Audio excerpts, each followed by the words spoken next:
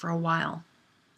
So the interesting thing about this is that we have these parallel worlds going on. So A Course in Miracles talks about time in multiple places, and it's very interesting. If you were looking at it and reading A Course in Miracles very literally, you could get confused, because sometimes it'll say things like, let me get some of these passages. It'll say things like, this is over, it's not real, that you can't be apart from God. And it's very, very clear that this is a dream, it's not real, you didn't leave God, you can't leave God, you are one with God, you've never left home, and that's an impossible dream.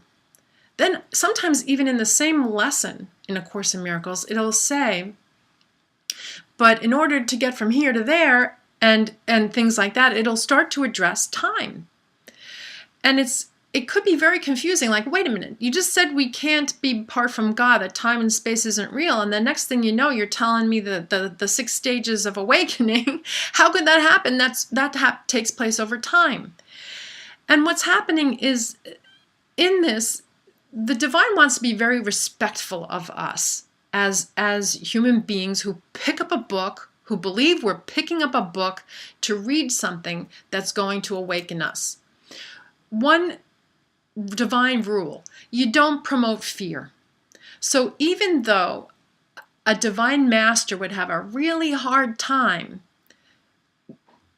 emphasizing anything that would not be complete and absolute truth, at the same time, we're in bodies reading a book. So how many of us can believe that we can take that leap right away to transcend time completely, and to allow ourselves to leave this illusion when we've invested so much in it, and we've invested so much of ourselves and love in it? So the best way home, when you're acknowledging someone's capacity to dream, and dream very vividly, and believe their own dream, is to keep pointing people back to love. So there's always going to be, within the lessons of A Course in Miracles, if you start to read it very carefully and contemplatively, then you're going to see that it talks about the utmost as already having happened. That this is a done deal. You're already a holy child of God. There's no way you can mess this up. You're going to wind up at home. Everyone's going to wind up at home, no matter what kind of drama they're dreaming, no matter what it looks like out there. They're going to wind up at home because they have never left.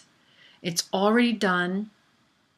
But simultaneously, there's this other dream that we dream so vividly, that using our creative capacity, that's just as superior, almost as perfect as the divine, except we can't recreate the divine. That stays intact no matter what we do. But as we dream this, if we dream it in a way that we want to awaken, A Course in Miracles shows us how.